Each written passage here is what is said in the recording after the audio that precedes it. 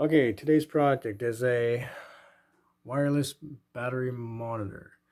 What this does is it reads voltage off a battery. Could be one battery, could be a dozen batteries.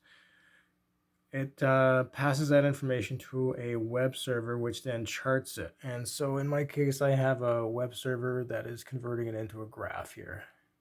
And I have a red line to indicate the point at which the batteries are dying. So 11.8 volts is where sulfication kicks in.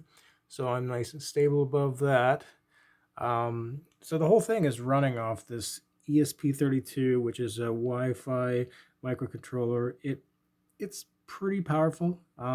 It can actually run a web server. I'm just using it to connect to the remote server to pass the information. So what's happening here is the 12 volts coming off here is going through a voltage divider inside that cable, just resistors.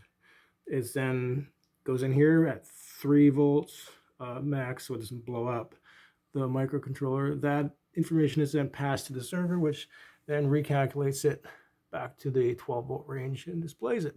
So this helps me to monitor a backup system I have, a remote backup system, just to make sure the batteries are stable and not dying and not getting into a state of sulfication. Anyway, pretty simple system. Total cost for me, because I have a 3D printer and interest in doing this crazy stuff, was about $10. So if you wanted to do something like this, you're not going to bust your budget.